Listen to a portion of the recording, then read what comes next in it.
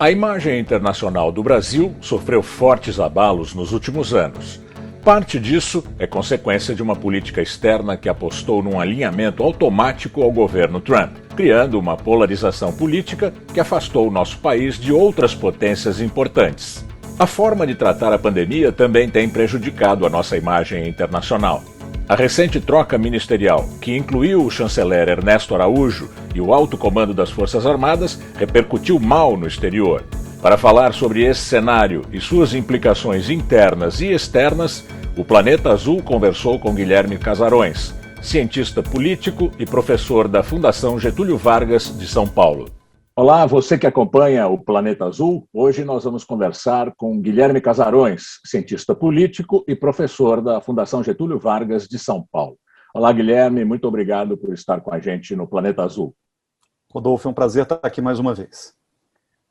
Guilherme, o Ernesto Araújo deixou o Itamaraty, ou melhor, foi deixado provavelmente por força do Centrão, e isso pode mudar a visão que se tem do Brasil fora daqui. Ele era o ministro das Relações Exteriores, então era o homem responsável pela imagem brasileira. O que muda, na sua opinião? Olha, Rodolfo, é difícil atribuir ao Ernesto responsabilidade única pela terrível imagem que o Brasil vem consolidando diante de interlocutores internacionais. Eu diria que existem dois grandes responsáveis pela derrocada pontual da imagem do Brasil no mundo, com relação tanto à sua diplomacia quanto à sua política ambiental, que eram Ernesto Araújo de um lado, Ricardo Salles, que continua ministro, do outro. Mas eu acho que grande parte dos interlocutores lá fora já entenderam que o grande problema que o Brasil vive hoje se deve ao presidente da República, Jair Bolsonaro, e que é ele quem conduz grande parte dessas políticas que foram representadas por esses ministros, mas que foram originadas na cabeça, no grupo, no núcleo mais duro do governo Bolsonaro. Claro que também tem aí a condução da pandemia, né? O Pazuello também foi, em parte, responsável por essa imagem negativa que o Brasil teve lá fora, mas eu diria que muda muito pouco enquanto o Bolsonaro for presidente da República, né? O Ernesto, a queda do Ernesto, mais especificamente, ela sinaliza algumas coisas, mas ela não é capaz de fazer uma grande reviravolta na maneira como o mundo está nos enxergando. E o que ela sinaliza, né? Em primeiro lugar, ela sinaliza, como você mesmo destacou, uma derrota do presidente Bolsonaro na sua queda de braço com o Centrão. A gente viu um desgaste crescente do Ernesto Araújo como figura política nas últimas semanas. Esse desgaste se deveu sobretudo, duas questões. A primeira delas, a relação do Ernesto Araújo com a China, e essa relação ela já vinha azedando há muito tempo. O Ernesto saiu em defesa do deputado federal Eduardo Bolsonaro quando ele arrumou uma briga com o embaixador da China no Brasil. O Ernesto escreveu textos e fez discursos muito críticos à China, que é o nosso principal parceiro comercial. E a China ela tem uma importância estratégica para o Brasil no setor do agronegócio, por exemplo, que torna um pedaço do governo Bolsonaro muito sensível e vulnerável a qualquer tipo de tremor no relacionamento bilateral com os chineses. Então, eu diria que as pressões com relação a isso, elas vinham não só de fora do governo, ou seja, do parlamento, da sociedade civil, mas elas também vinham em parte de dentro do governo. Tereza Cristina, quantos incêndios ela não teve que apagar ao longo desses 2 anos de gestão da política externa em função de atritos, não só com a China, como com a Argentina, alguns países árabes, enfim. Então, eu acho que o Ernesto acaba sendo muito pressionado em função dessa relação negativa que ele mesmo deixou construir-se com a China, em parte pelos outros, em parte por ele próprio. Agora, tem uma outra questão mais imediata, mais urgente, que eu acho que foi a gota d'água para o parlamento começar a botar muita pressão sobre o Ernesto, que tem a ver com a compra de vacinas e a condução internacional do enfrentamento à pandemia aqui no Brasil. A gente sabe que existe aí um componente muito forte de política externa em todas as políticas de enfrentamento que o Brasil vem fazendo. da aquisição de equipamentos de proteção individual à compra de vacinas, e o Ernesto, ele se atrapalhou muito, né? A incompetência que já era conhecida, ela se tornou escancarada nesse contexto da pandemia, tornando o Ernesto Araújo um grande obstáculo para a política de imunização que o governo brasileiro estava aparentemente tentando fazer. Então é curioso porque ao mesmo tempo em que o governo Bolsonaro mudou a narrativa e começou a dizer que, né, nunca teve um presidente tão preocupado com vacinação quanto o próprio Jair Bolsonaro. Ele disse isso num pronunciamento em rede nacional. Mas é meio paradoxal que ao mesmo tempo o Ernesto Araújo estava, pelo que a imprensa reportou, sabotando ativamente a entrada do Brasil naquele consórcio COVAX Facility, que seria responsável pela concessão, se não me engano, de 40 milhões de doses para o Brasil. Ou seja, o Ernesto ele passou a ser visto como um dos inimigos da vacinação, e isso acho que no limite acabou lhe custando o cargo.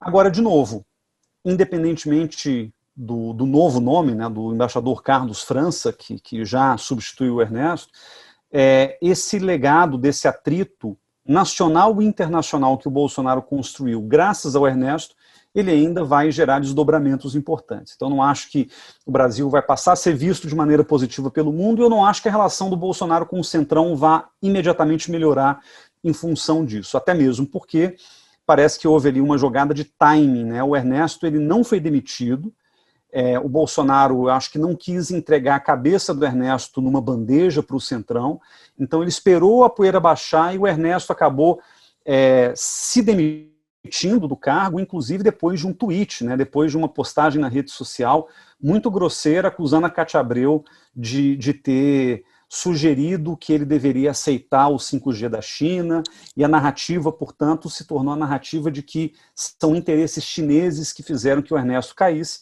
e ele acabou se martirizando, né? Não duvido, inclusive, que mesmo com uma carreira diplomática obstruída agora, já que o Senado provavelmente não vai deixá-lo, né, ir para nenhum posto de grande expressão no mundo, mas ele provavelmente pode tentar no que vem disputar um cargo eletivo, porque ele já criou esse afeto junto à base bolsonarista, para quem ele virou uma espécie de mártir, uma espécie de, né, profeta do mito Bolsonaro. Então essa narrativa é importante para a gente entender o que pode acontecer com o Ernesto aqui para frente também. A demissão do ministro Ernesto Araújo, ela veio junto com uma reforma, vamos chamar, não foi uma reforma ministerial, ele mudou. O Bolsonaro atendeu a essas pressões do Centrão, mas, ao mesmo tempo, me parece que ele cobrou uma fatura das Forças Armadas. Quando queria, de qualquer jeito, a cabeça do Pujol, Azevedo, o ministro da Defesa, teria defendido o Pujol, que é o comandante do Exército. O Bolsonaro aproveitou esse momento para... Você acha que ele se fortalece depois dessas mudanças? Olha, Rodolfo, tudo depende de como a gente entenda a ideia de se fortalecer, né? Eu acho que politicamente ele não se fortalece, mas ele vai fortalecer o seu controle sobre o governo. E a gente pode até comentar mais tarde sobre o que isso pode significar do ponto de vista do desdobramento político disso, mas a impressão que eu tenho é que politicamente ele não se fortalece, inclusive a entrega do Bolsonaro ao Centrão foi muito menor do que o que se esperava, né? Então, o que aconteceu nessa mini-reforma ministerial, completamente improvisada, meio intempestiva, porque a gente não esperava que tudo aquilo acontecesse num só dia, mas ela mostra uma mudança importante nos quadros do governo, uma espécie de embaralhamento de algumas cartas ali, principalmente da relação do Bolsonaro com as Forças Armadas, e que acabou até ofuscando a demissão do Ernesto, né? O Ernesto circulou aí nas redes sociais uma brincadeira dizendo que nem no dia da própria demissão ele conseguiu ser protagonista do dia, porque a gente começou o dia falando disso e terminou o dia falando dos 6 substitutos aí que o Bolsonaro tinha conseguido. O mais importante, eu diria, é o seguinte: se a gente olha para quem foi trocado ao longo da tarde da fatídica segunda-feira dessa reforma ministerial, houve aqui algumas mudanças muito importantes do ponto de vista, de novo, do controle do Bolsonaro sobre o próprio governo e uma tentativa de se fortalecer junto às Forças Armadas. Ele substitui o ministro da Defesa, e claro, com ele caem também os chefes das armas. Ele coloca um militar da Ativo, Braga Neto, bolsonarista de primeira hora, na defesa.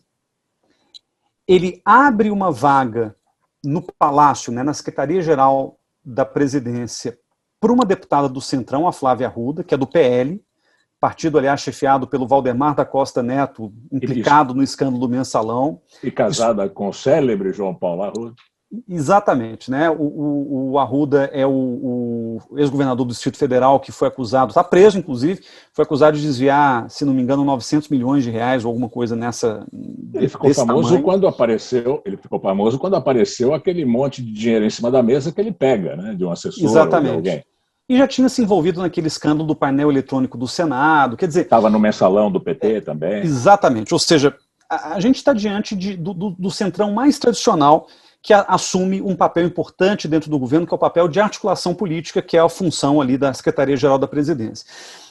Mas percebamos que, ao mesmo tempo em que ele faz essa abertura para o centrão, no sentido da articulação política junto ao Congresso, ele começa a mudar algumas peças importantes para fortalecer o seu controle militar e jurídico dentro do governo. Ele tira o André Mendonça da Justiça, o devolve para a AGU, e coloca um delegado da Polícia Federal como novo ministro da Justiça, delegado esse, aliás, amigo pessoal do Flávio Bolsonaro, próximo da família Bolsonaro, e é o primeiro delegado da Polícia Federal que jamais assumiu o cargo de ministro da Justiça. Então há um movimento interessante, e tudo indica que essa decisão teve a ver com o desejo do Bolsonaro de conseguir acelerar o processo de viabilização dessas políticas que ele provavelmente quererá tomar aí de estado de emergência, estado de sítio, né? Ele tem aí uma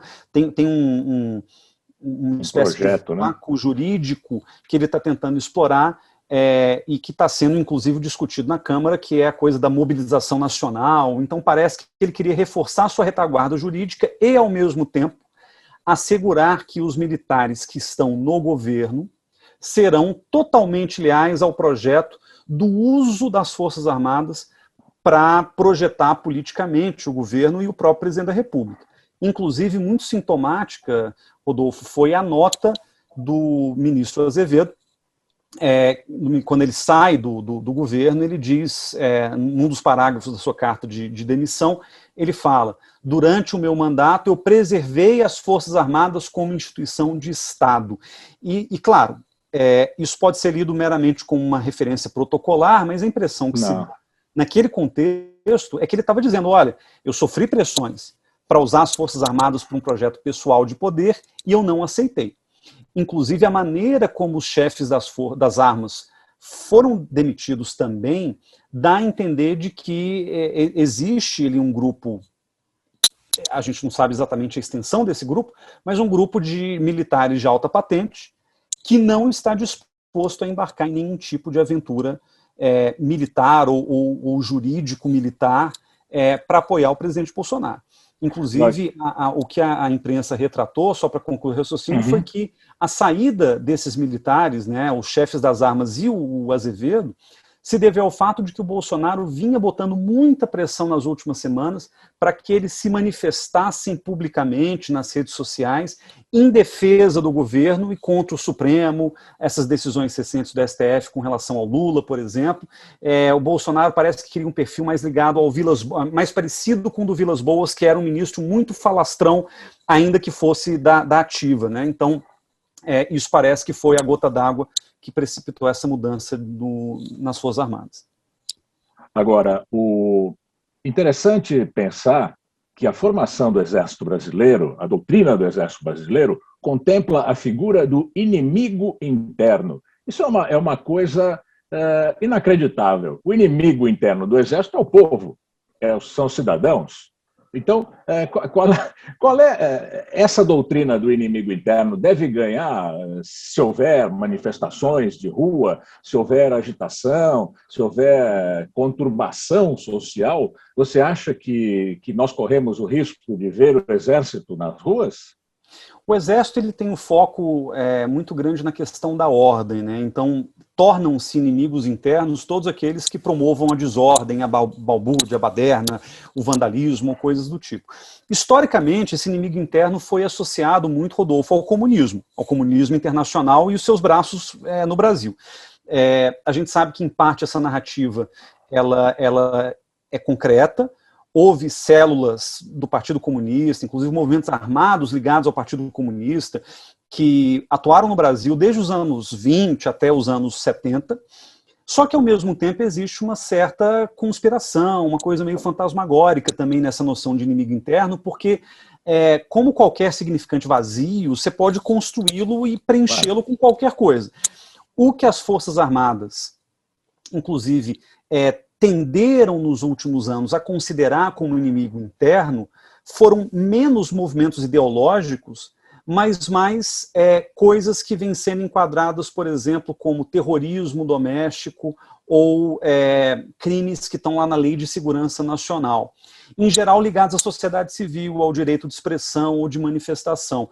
Então, por exemplo, desde o governo Temer, a gente já vinha acompanhando esse movimento, que culminou lá nas Olimpíadas de 2016, a aprovação da lei antiterrorismo do Brasil, e que colocava muito claramente essa brecha legal de tratar certos movimentos sociais como grupos terroristas internos, o MST, MTST, movimentos ligados à esquerda. E agora me parece muito sintomática, Rodolfo, essa tentativa do governo de enquadrar uma série de vozes dissidentes, inclusive aquela do youtuber Felipe Neto, o advogado Marcelo Félix e tal, como criminosos frente à Lei de Segurança Nacional, que é um resquício... Ao uso da LSN, da Lei de Segurança Nacional. Exatamente. E que é um entulho autoritário, um resquício da época da ditadura. Ou seja, me parece que o Exército, ou pelo menos parte do Exército, vem comprando a ideia de que a única forma de manter a ordem e a paz social é você suprimindo essas vozes discordantes que, às vezes, simplesmente manifestam a sua opinião, mas nem se mobilizam, nem fazem aglomerações, nem nada, né? Aliás, quem faz aglomeração na pandemia é justamente o presidente da República. Então, há uma certa contradição aí da maneira como o Exército vem comprando essa ideia. Mas você tem toda a razão. Inimigo interno é a grande tese que sustenta essa atuação das Forças Armadas, principalmente de alguns setores mais alinhados ao bolsonarismo agora, que se alinham justamente porque entendem como inimigo interno justamente os opositores ao governo Bolsonaro. E o mais interessante é que nesses tempos globalizados, se bem que na Guerra Fria também era assim, talvez com uma outra característica, esse inimigo interno, ele sempre tem conexões com alguns inimigos externos. Então, o Foro de São Paulo, o Partido Comunista Chinês, os globalistas financiados pelo George Soros, todos eles acabam, de alguma forma, entrando nessa complexa equação de um inimigo que ele não é só interno, ele tem uma série de ramificações para fora também, aumentando a sensação de ameaça, inclusive. O Soros é sabidamente um comunista perigosíssimo. Mas você, deixando a brincadeira de lado, uma coisa que está me chamando muito a atenção é o silêncio do general Heleno. Não se fala no general Heleno nos últimos dias. O general Heleno passou despercebido nessa crise toda. O general Heleno era chefe de gabinete do general Frota quando enfrentou o Geisel em 77.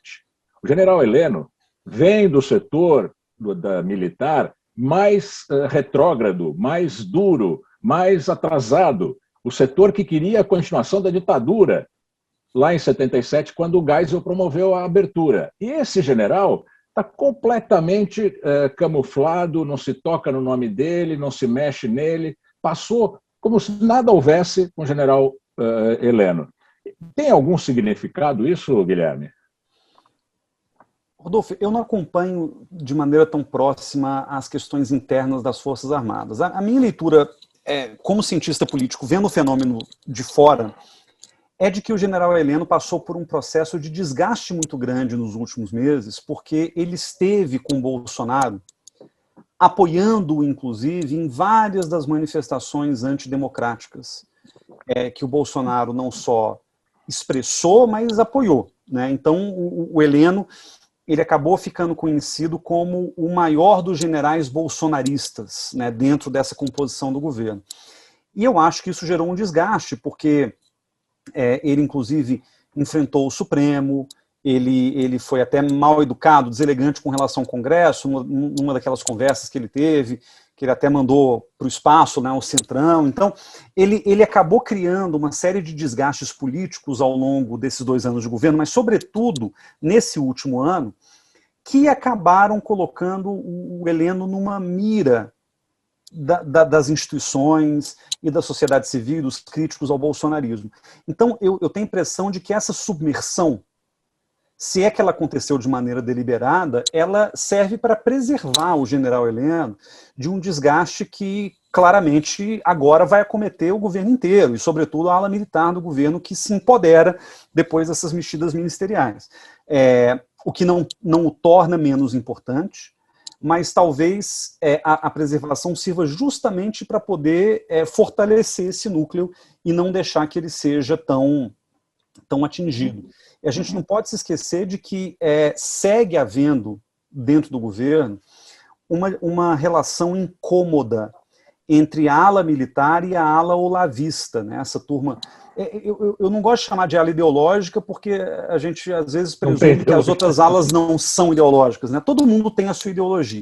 É porque a ala olavista, ela atua praticamente só a partir da sua própria ideologia, né? Então ela tem uma visão de mundo muito específica, ela age fins e meios ligados àquela maneira de ver o mundo, né? Então o Ernesto Araújo era assim, o Felipe Martins, assessor internacional, aquele do sinal supremacista lá, ele é assim, o Eduardo Bolsonaro tem esse lado também.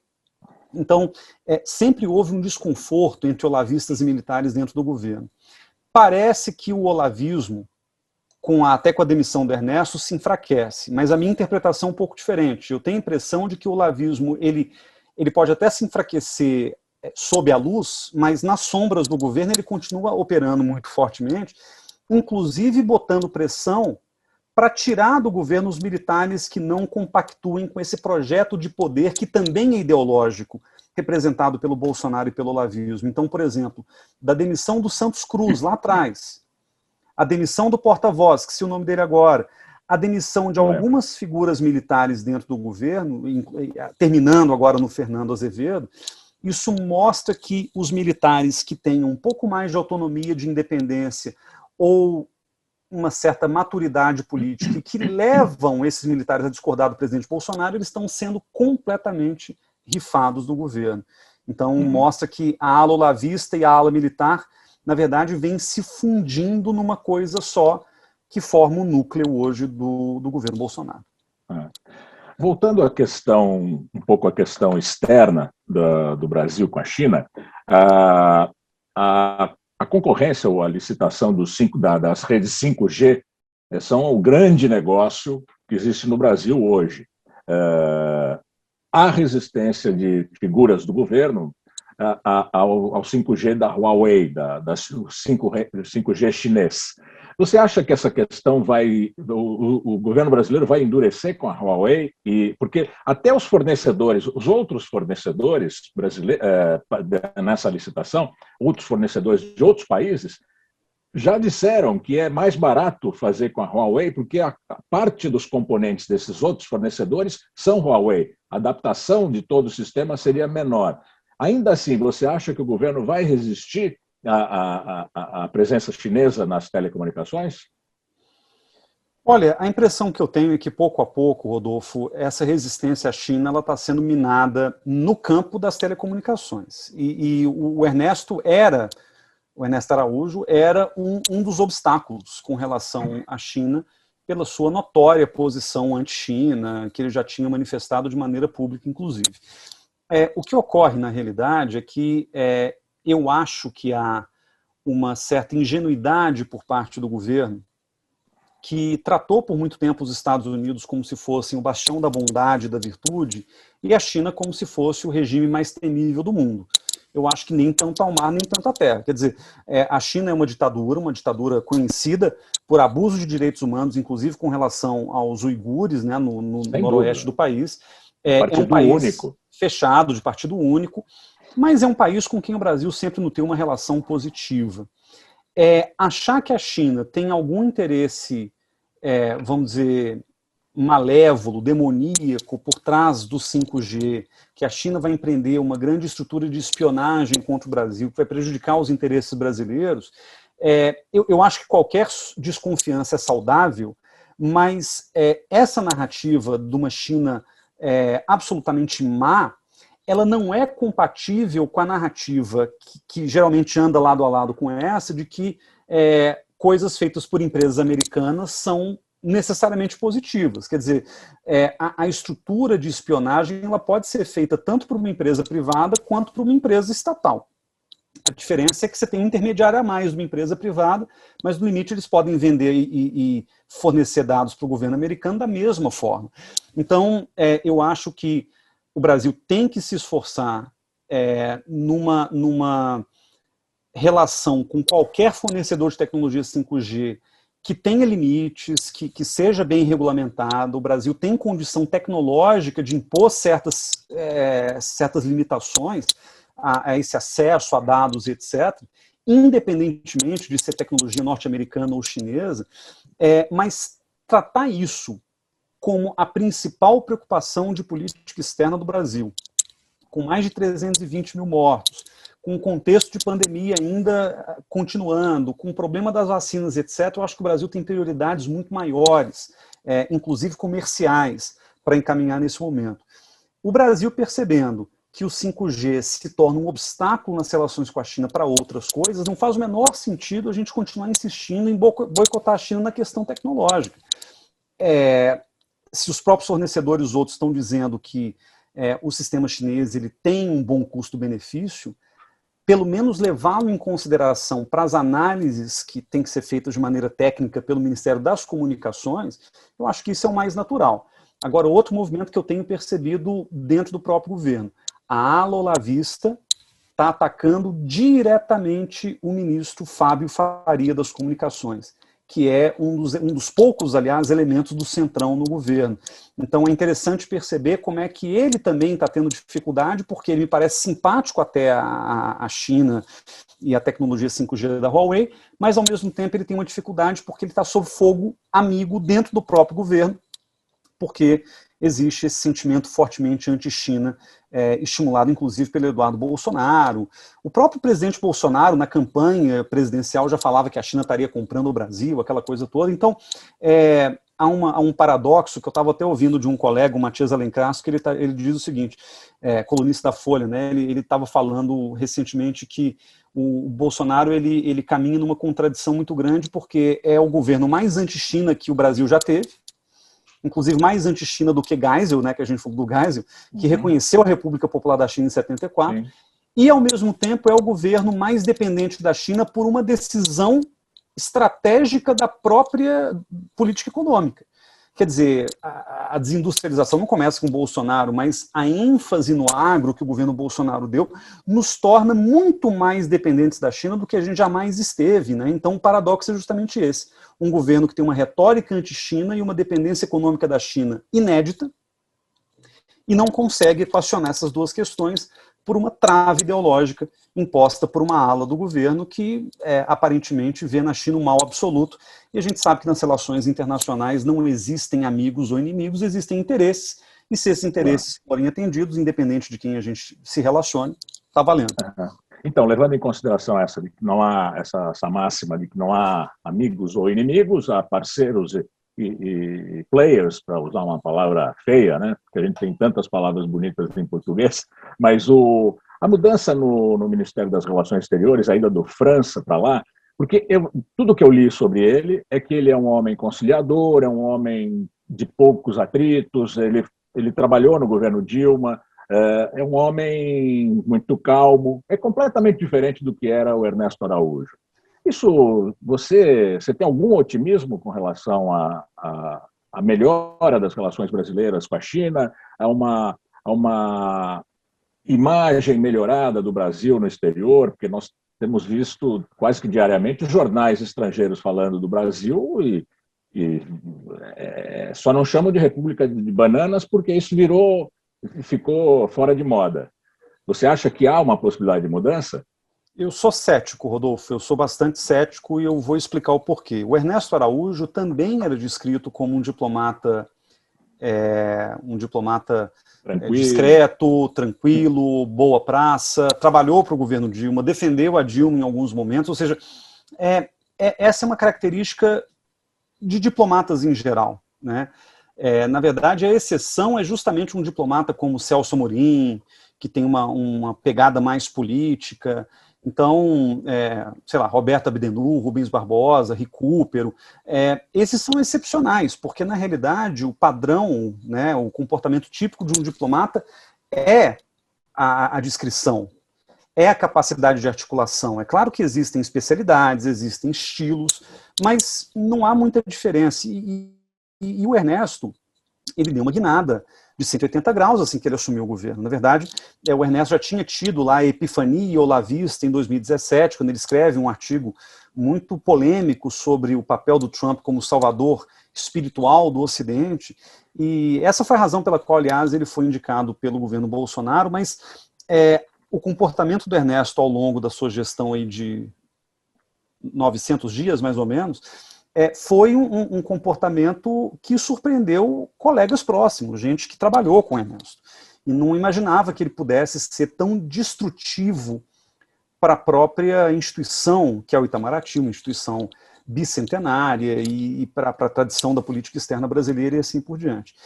E vai ser muito difícil recuperar essa destruição causada pelo Ernesto, né? O embaixador França, que assume agora, ele tem muito pouco tempo para implementar uma agenda positiva e construtiva que vai consertar os rumos da política externa brasileira, né? Isso não é implementável numa questão de alguns meses, principalmente à véspera de uma eleição presidencial.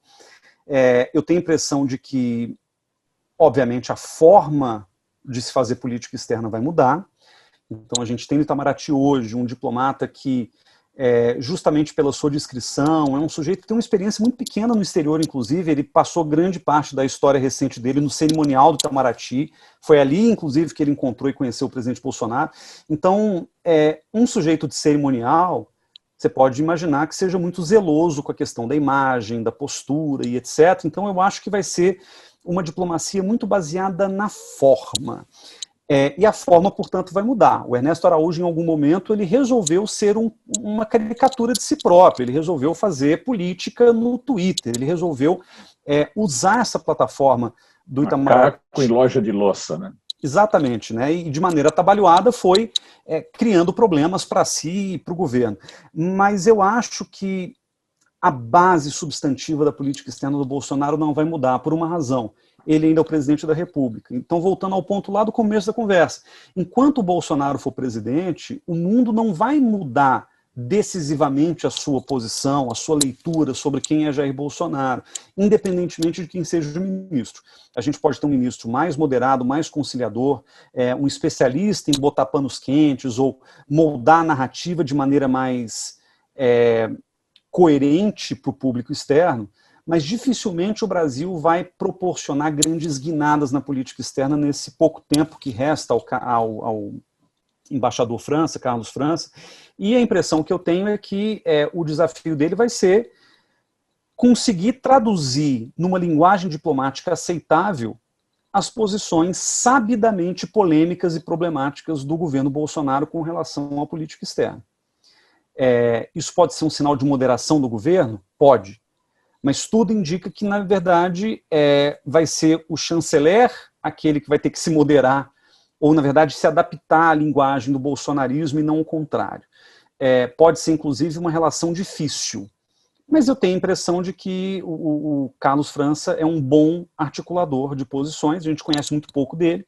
Acho que esse é um traço também do Bolsonaro, né? Ele pega pessoas desconhecidas para o ministério justamente porque ele não quer que ninguém brilhe mais do que ele. Mas no caso do Itamaraty, eu acho que a gente vai ter um mais do mesmo, talvez embalado num papel mais bonito, com um laço mais bem feito. O celofane mais chique. Exatamente, mas sem grandes mudanças substantivas, infelizmente. E as relações com os Estados Unidos, que eram, para o Bolsonaro, o mel na sopa quando era o presidente Trump, mas o Trump perdeu a eleição. E o Biden já deu pelo menos um puxão de orelha. Depois, agora, recentemente, convidou o presidente Bolsonaro para a cúpula que haverá em Tóquio, que é um sinal de é um afago para o presidente Bolsonaro. Você acha que as relações com os Estados Unidos correm risco sobre Bolsonaro? Olha, o presidente Biden parece que está tratando o Bolsonaro com uma certa cautela nesse momento. Houve um desgaste muito grande no processo eleitoral norte-americano, porque o presidente Bolsonaro foi talvez o único líder ocidental a fazer campanha aberta para o presidente Trump. Inclusive, comprou a narrativa e veiculou a narrativa da fraude eleitoral em massa. Então, não houve quis cumprimentar o Biden quando ele venceu. Exatamente. Né? Demorou muito para cumprimentar. Nem ele, nem Ernesto. Né? Inclusive, o Ernesto, quando houve a invasão do Capitólio, Ernesto chegou a dizer que acreditava numa teoria conspiratória de que a esquerda teria se infiltrado para invadir o Capitólio contra os interesses do Trump. Quer dizer, eu acho que houve um desgaste meio irreversível na relação entre Biden e Bolsonaro, não Brasil e Estados Unidos, porque essa relação independe de quem está ali, mas essa relação que demanda uma sintonia mais fina entre dois líderes de Estado, ela se comprometeu de maneira irreversível, mas o Biden é um sujeito cauteloso. E por que ele está sendo cauteloso? Porque não é interessante, dentro das pautas prioritárias do governo norte-americano, antagonizar o Brasil de cara. Né? Inclusive porque há muitas pautas americanas que dependem do Brasil para funcionarem bem. A questão ambiental, a questão da democracia em nível global. O Biden tem aí uma preocupação com direitos humanos, que o Trump não tinha, por exemplo. Então, é importante ter o Brasil do lado dos Estados Unidos nesse momento.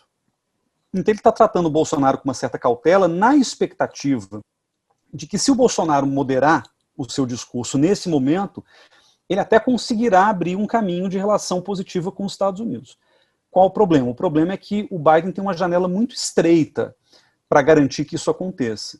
Porque se o Bolsonaro engrossar o tom aqui dentro, com essas mudanças ministeriais, por exemplo, né, fala-se de possibilidade de golpe ou de suspensão de direitos, etc. Se isso de fato acontece, não há outra possibilidade senão um confronto mais intenso entre Brasil e Estados Unidos.